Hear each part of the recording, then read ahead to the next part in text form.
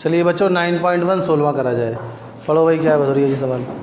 मीनार के आधार से और एक सरल रेखा में 4 मीटर और 9 मीटर की दूरी पर स्थित दो बिंदुओं से मीनार के शिखर के उन्नयन कोण पूरक कोण है, तो सिद्ध कीजिए कि मीनार की ऊंचाई 6 मीटर। ठीक है बच्चों, ये भी बहुत आवश्यक सवाल है। यहाँ पर 4 मीटर और 6 मीटर के स्थान पर ए मीटर और बी मीटर भी दे सकता था, और 4 और 6 का गुणा करिए कितना आएगा 24, और मीनार की ऊंचाई कितनी सिद्ध करनी है 6 मीटर। तो 4 और 6 नहीं है, 9 और 6 होगा।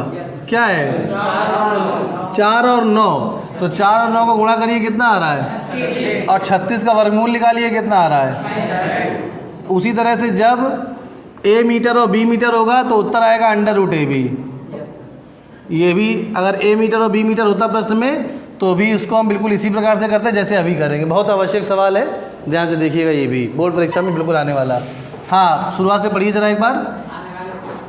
मीनार के आधार से और एक सरल रेखा में 4 मीटर और 9 मीटर की दूरी पर स्थित, देखिए ये मान लीजिए मीनार, एक कोई मीनार ए बी है, और ए बी से मान लीजिए कि 4 मीटर की दूरी पर स्थित कोई बिंदु सी है।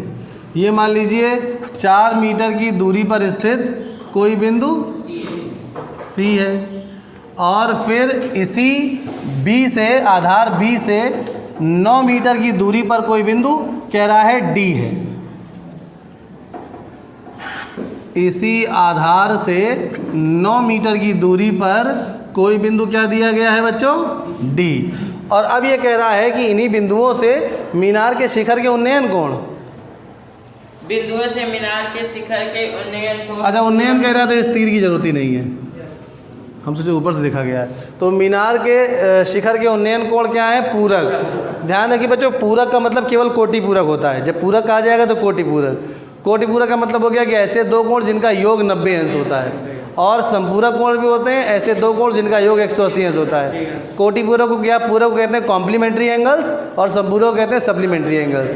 तो यहाँ पे ये दोनों कोण कॉम्प्लीमेंट्री हैं, तो इनमें से कॉम्प्लीमेंट्री हैं। तो अगर एक कोण हम मान लीजिए ये वाला, मान लीजिए कोई भी एक थीटा ले लें, तो ये वाला क्या हो जाएगा 90 माइनस थीटा। और हमें क्या करना है, मीनार की ऊंचाई ए बी ज्ञात करनी है। बैठ जाइए, बहुत ही आसान और आवश्यक सवाल है। समझ में आ रहा है सभी को प्रश्न।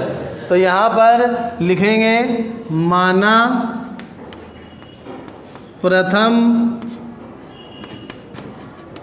बिंदु से मीनार की चोटी का उन्नयन कोण बराबर थीटा, अतः फिर वही द्वितीय बिंदु से मीनार की चोटी का अवनमन कोण क्या हो जाएगा बच्चों 90 माइनस थीटा, क्योंकि ये दोनों कोटि पूरक है, दोनों का योग 90 है। बाई चांस एक अगर 60 होगा तो दूसरा कितना हो जाएगा 90 माइनस 60 30, एक 40 होगा तो दूसरा कितना हो जाएगा 90 माइनस 40 यानी 50। तो एक अगर थीटा है तो दूसरा कितना हो जाएगा 90 माइनस थीटा। समझ में आ रहा है सभी को। अब देखिए ज़रा, अब यहाँ पर हम लिखेंगे समकोण त्रिभुज ए बी सी में, ए बी सी में हमें क्या निकालना है बच्चों ए बी, और ए बी निकालना है, बी सी दिया गया है। तो कौन सा अनुपात लगाएंगे 10, बिल्कुल सही, क्योंकि थीटा के लिए लंब है, थीटा के लिए लंब है ए बी और आधार है बी सी, और लंब और आधार किस में आता है 10 में। तो यहाँ पे लिखेंगे tan थीटा बराबर ए बी बटे बी सी। तो हमारे पास tan थीटा आ जाएगा बच्चों ए बी बटे 4। इसको समीकरण नंबर 1 बना के छोड़ देंगे। समझ में आ गया सभी को। इसके पश्चात अब आते हैं समकोण त्रिभुज ए बी डी में। अब लिखेंगे समकोण त्रिभुज ए बी डी में, ए बी डी में हम फिर से वही काम करते हैं, tan 90 माइनस थीटा, ये न्यून कोण हो गया, इसके लिए लंब होगा ए बी और आधार होगा बी डी। तो यहाँ पर tan 90 माइनस थीटा कितना होता है कॉट थीटा। tan 90 माइनस थीटा क्या होता है, हमने पूरा कॉलम में पढ़ चुके हैं, कॉट थीटा। तो कॉट थीटा बराबर हो जाएगा ए बी और बटे बी डी कितना है 9।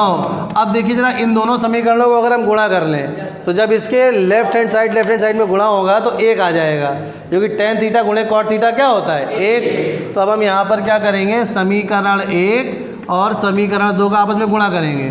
तो इसके लेफ्ट हैंड साइड जब मल्टीप्लाई होगा उनमें तो आ जाएगा tan थीटा गुणे कॉट थीटा। इधर RHS में RHS का मल्टीप्लाई होगा तो ये आ जाएगा ए बी बटे 4 गुणे ए बी बटे 9। अब यहाँ पर ऐसा भी लिख सकते हैं, थोड़ा tan थीटा की जगह tan थीटा लिखा रहने देंगे, cot थीटा की जगह क्या लिख देंगे 1 बटे tan थीटा, और ये आ जाएगा ए बी का वर्ग बटे 9 चौको 36। अब यहाँ पर tan थीटा से tan theta cancel and out, तो 1 बराबर आ गया ए बी का वर्ग बटे 36। इसके पश्चात चलिए यहाँ लिख देते हैं, तो ए बी का वर्ग बराबर हो जाएगा 36, दोनों पक्षों का वर्गमूल लेने पर ए बी बराबर प्लस माइनस √36, तो दूरी ऋणात्मक नहीं होती तो ए बी बराबर आ जाएगा प्लस का 6। तो यही आ गया उत्तर हमारा, अतः मीनार की ऊंचाई बराबर 6 मीटर, यही आंसर लिख देंगे। समझ में आ रहा है बच्चों। और अगर यही प्रश्न बच्चों ध्यान से देखिए, जहाँ पर 4 और 9 है, एग्ज़ाम में आएगा तो ए और बी लिखा रहेगा। कैसे करेंगे, मान लीजिए कहता यहाँ पे 4 की जगह क्या आ जाता ए मीटर, यहाँ पे क्या आ जाता बी मीटर, तो जहाँ जहाँ 4 लिखा है यहाँ पे क्या हो जाता 4 की जगह ए हो जाता, यहाँ पे क्या हो जाता बी, तो सब कुछ यहाँ पे सॉल्व होता 4 गुणे 9, तो यहाँ पे क्या आ जाता ए गुणे बी, तो यहाँ पे ए बी स्क्वायर बराबर क्या आ जाता ए गुणे बी, तो ए बी बराबर क्या आ जाता √AB। यही सिद्ध करने के लिए कहता। समझ में आ रहा है सभी को, नहीं समझ में आया जो हमने बोला। चलिए अगर ना भी आया हो तो जब प्रश्न मिलेगा तो आपको याद आ जाएगा हमने क्या कहा था। तो चलिए आप नोट कर लीजिए, जहाँ जहाँ ए बी हमने लिख दिया है, इस क्वेश्चन में डिस्टर्बेंस ना हो तो हमने उसको हटा देते हैं। नोट कर लीजिए, धन्यवाद।